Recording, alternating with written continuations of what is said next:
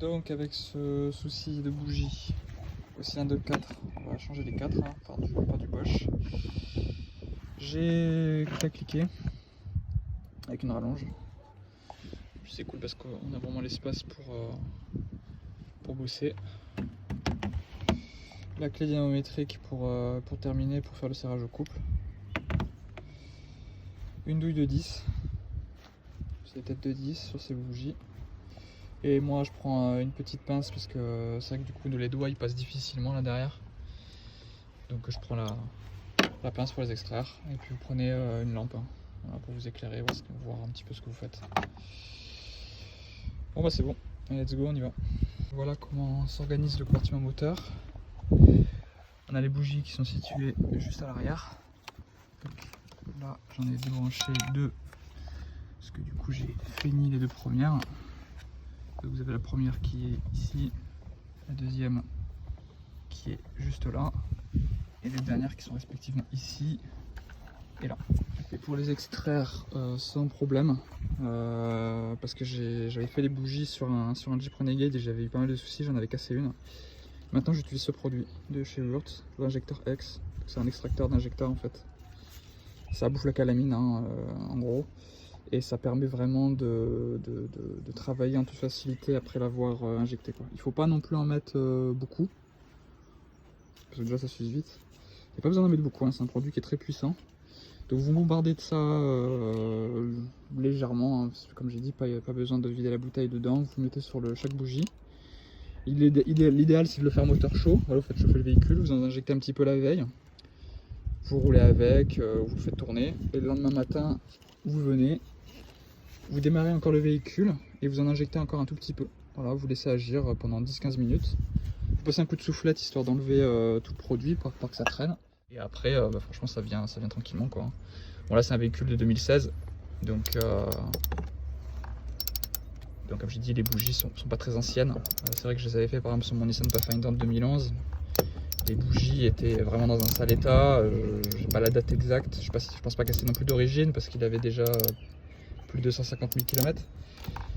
Mais elles étaient vraiment dégueulasses et pour les extraire c'est vrai que ça a été galère. Et à l'époque j'aurais vraiment été content de connaître ce produit là. C'est un ami mécano qui me l'a montré et depuis je l'utilise tout le temps quoi.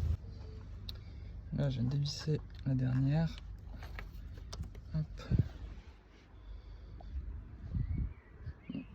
Hop. Ça y est, les codes sont extraites. C'est des Beru. Moi je les ai remplacés par du Bosch.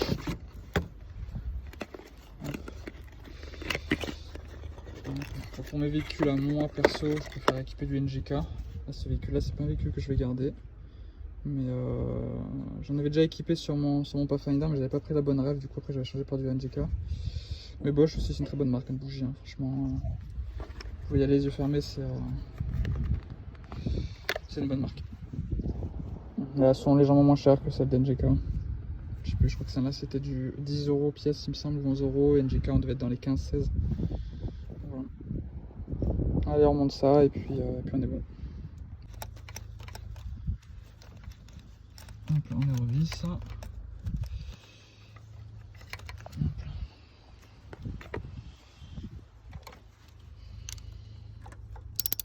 Après du coup je finis avec la clé dynamométrique, préconisation du coup à 15 Nm. Donc je vais le positionner.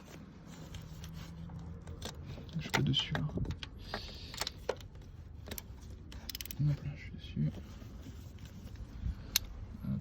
Ah, une main c'est pas facile. C'est bon. Je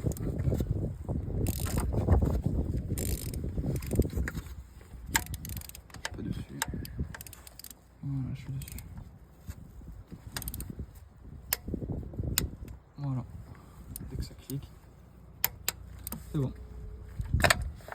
Opération terminée. Donc là, la musique. Je passe la valise. Donc je fais exprès de pas couper pas effacer le code tout à l'heure. J'avais un défaut moteur du coup pour les bougies. Voilà, module gestion moteur. Après le changement des bougies, j'ai plus rien. Donc ça normalement c'est les capteurs de pression de pneus. Alors je sais pas pourquoi ils sont en défaut alors que mes pneus sont bien gonflés. Ça c'est rien. Voilà, plus de soucis. Le défaut n'apparaît plus. Donc c'est tout bon.